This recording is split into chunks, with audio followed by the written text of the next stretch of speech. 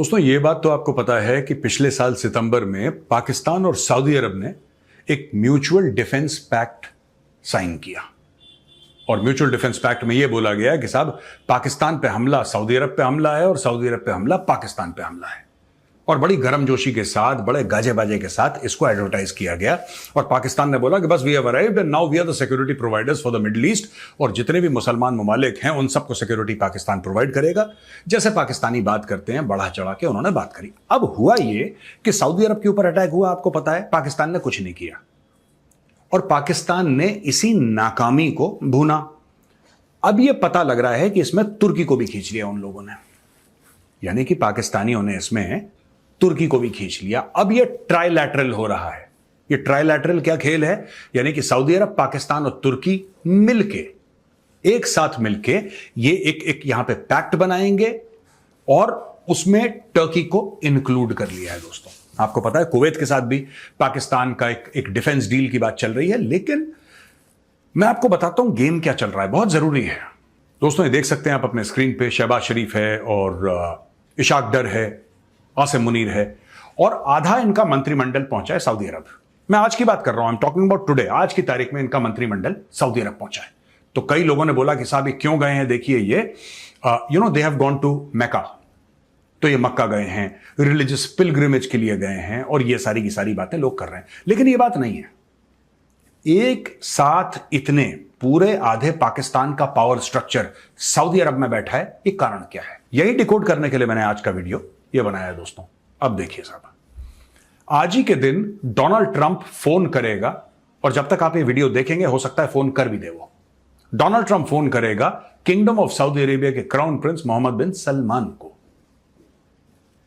आज फोन करेगा और बोलेगा कि ईरान के मामले में क्या हो रहा है। अच्छा, दूसरी चीज यह है कि पाकिस्तान बात करता है एक इस्लामिक नेटो की, एक मुस्लिम नेटो की। पूरा मामला फर्जीवाड़े का है। और क्यों फर्जीवाड़े का आज मैं एक्सपोज करता हूं। दोस्तों आपको पता है कि कुछ समय पहले सीरिया में तख्ता पलट हुआ था। जो सीरिया में तख्ता पलट हुआ था, वहां पे एक अलकायदा का टेररिस्ट आज की तारीख में राष्ट्रपति है। वो अलकायदा का टेररिस्ट है।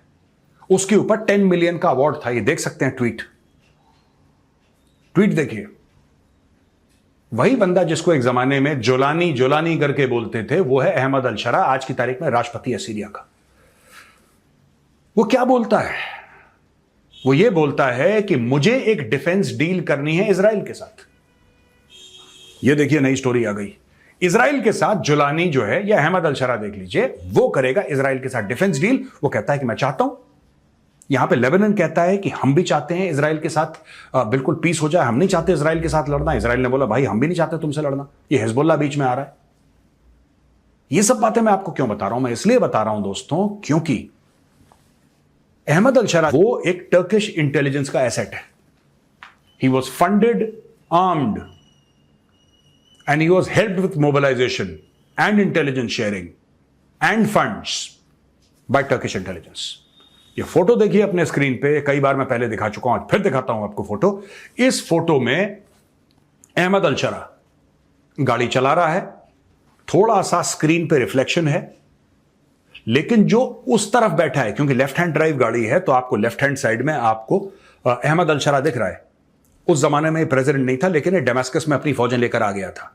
प्रेसिडेंट तो आज की तारीख में है, लेकिन उस जमाने में जब ये गाड़ी चला रहा है तो उसके को पैसेंजर जो है, वो जो बंदा है, he is the head of Turkish intelligence. ये टर्किश इंटेलिजेंस को ड्राइव कर रहा है। और ये हो गया था हफ्ता 10 दिन के अंदर अंदर। ये डेमास्कस पहुंचा, हफ्ता 10 दिन के अंदर टर्किश इंटेलिजेंस वहां पे पूरी फैली हुई थी। उसका चीफ आया था मिलने के लिए। दुनिया से छुपाने की भी कोशिश नहीं करी। अब एक बात बताइए मुझे, टर्की जो है वो नेटो का मेंबर है। तो अगर टर्की सऊदी अरब और पाकिस्तान के साथ एक डील करता है, म्यूचुअल डिफेंस एग्रीमेंट करता है, कोई भी डिफेंस पैक्ट साइन करता है, तुर्की को खतरा किससे है? सबसे पहले मैं ये जानना चाहता हूं। मेरा एक सवाल है और मैं चाहता हूं आप कमेंट्स में लिखिए और मुझे यह बताइए कि तुर्की को असल में खतरा किससे है? कौन है जो तुर्की पर अटैक करने वाला है? पहली चीज, कौन है जो सऊदी अरब पे अटैक करने वाला है? Who is attacking Saudi Arabia? आप पिछले अगर 4-5 महीने का, 6 महीने का डेटा ले लेंगे तो आपको पता लग जाएगा कि वो कौन सा देश है जिसने सऊदी अरब पे अटैक करा है। सऊदी अरब पे अटैक करने वाले या तो ईरानियंस हैं, या इरानियंस के प्रॉक्सी हुथीस, यही तो कर रहे हैं। और कौन कर रहा है भाई? सऊदी अरब पे अटैक और कौन? आपको लगता है कतर अटैक कर रहा है उसके ऊपर? नहीं, एब्सोल्युटली नॉट। अटैक जो करा है वो तो ईरानियों ने करा है, या फिर उनकी प्रॉक्सी हुथियों ने करा है, जिसको अंसार अल्लाह भी कहते हैं। तो ये गेम क्या चल रहा है पूरे मिडिल ईस्ट में? मैंने बहुत पहले बोला था पाकिस्तान धोखा देगा ईरान को। मैंने बहुत पहले बोला था, ये वीडियो आज नहीं चलाऊंगा, आप जाके देख सकते हैं। मैंने बोला था ये धोखाधड़ी की तैयारी है दोस्तों। पाकिस्तान कहता है कि हम ट्रेड अपनी बढ़ाएंगे। कितनी ट्रेड है पाकिस्तान की? पाकिस्तान में 25 करोड़ लोग हैं, 250 मिलियन, मोटा मोटी बता रहा हूं आपको, ब्रॉड फिगर्स। किसी अरब देश के साथ, सऊदी अरब के साथ सबसे ज्यादा है, 5-5.5 अरब डॉलर की, जिसमें कि 70 to 90% is oil import. 70 to 90% is oil import. और पाकिस्तान बेचता क्या है उनको? मछली, मीट, बस यही एक दो चीजें हैं। मछली बेच दी, और सबको मछली और मीट बेच रहा है पाकिस्तान, और कुछ नहीं है। इन्होंने जानवर काटा, जानवर बेचा, जानवर काटा, जानवर बेचा, जानवर काटा, जानवर बेचा। इसके अलावा पाकिस्तान की किसी के साथ कोई बड़ी डील नहीं है। यूरोपियंस ने थोड़ा सा फायदा दे दिया तो वहां पे कच्चे बनियान, जांगिया, तौलिया, ये लोग रुमाल रुमाल बेच देते हैं। इसके अलावा पाकिस्तान की कोई डील नहीं है। अब आपको पता लग रहा है कि डोनाल्ड ट्रंप के व्हाइट हाउस में जब इसको लंच खिलाया गया तो लंच क्यों खिलाया गया, और ये गेम क्या कर रहा है यार? दोस्तों, जो पूरा मैटर है ना, इसके पीछे मुख्य तौर से 3 धाराएं चल रही हैं, और मैं तीनों धाराएं आपको जल्दी से समझाता हूं। पहली चीज यह है कि डोनाल्ड ट्रंप कहता है कि अब्राहम अकॉर्ड साइन करो। यह पहली चीज है। अब्राहम अकॉर्ड साइन करो, तुम अब्राहम अकॉर्ड साइन करोगे, तुम्हें हम न्यूक्लियर टेक्नोलॉजी देंगे। सऊदी अरब का काउंटर आता है, जो कि सऊदी अरब ने पब्लिकली नहीं बोला, पब्लिकली बिल्कुल नहीं बोला, लेकिन उसने ये अपनी बात जाहिर की है अमेरिकन के सामने कि यार देखो, तुम पब्लिकली ये सब बातें मत करो। कारण ये है कि अगर तुम नहीं दोगे न्यूक्लियर टेक्नोलॉजी तो China will give it to us, the Russians will give it to us. ऐसी क्या दिक्कत है कि जो कि सिर्फ तुम्हारे पास है और कोई नहीं है? बीच में पता लगता है कि डोवाल साहब चले गए सऊदी अरब। न्यूक्लियर टेक्नोलॉजी तो भारत के पास भी है। तो अगर अमेरिका यह सोचता है कि सऊदी अरब को पूरी तरीके से दबा देगा, तो ऐसा नहीं कर पाएगा अमेरिका। वो दिन चले गए, वो दिन ढल गए जब अमेरिका आंखें दिखाता था और लोग थर थर कांपते थे। वो दिन खत्म हो गए। तो एक तो ये पहली बात हो गई। दूसरी चीज ये है कि अब जो इस्लामिक उम्मा का हेड कौन बनेगा, खलीफा कौन बनेगा, वो जो लड़ाई है वो अभी भी है, लेकिन वो थोड़ा सा एक कदम पीछे उसने ले लिया है। और एक कदम पीछे उस लड़ाई ने क्यों लिया? इसलिए उस लड़ाई ने एक कदम पीछे लिया बिकॉज अब इनको यह पता लग गया कि जो एग्जिस्टेंशियल थ्रेट है वो ईरान है। और सब लोग ये सारे के सारे काम करके इसके साथ डील साइन करो, इसके साथ डील साइन करो, ये करो। ये क्यों हो रहा है? ये इसलिए हो रहा है क्योंकि लोग कह रहे हैं कि एक ना एक दिन ये लड़ाई खत्म होगी अमेरिका और ईरान की। और अब लोगों को यह भी पता लग गया है कि लड़ाई खत्म होने के बाद मुश्तबा खमेनी कहीं नहीं जा रहा, IRGC कहीं नहीं जा रही। ये और खतरनाक और मजबूत बन गए हैं पहले से। हां, बम गिरा गिरा के आपने उनके ब्लॉक शहर के तबाह कर दिए, ये बात सच है। आपने उनके हजारों लोग मार दिए, ये भी सच है। लेकिन क्या आप सरकार पलट पाए, रेजिम चेंज आप कर पाए? आप नहीं कर पाए। मैं यहां पे अमेरिकन को बोल रहा हूं, आप नहीं कर पाए। आपने बहुत नुकसान पहुंचाया, लेकिन क्या उस नुकसान से ईरान उभर जाएगा? बिल्कुल उभर जाएगा।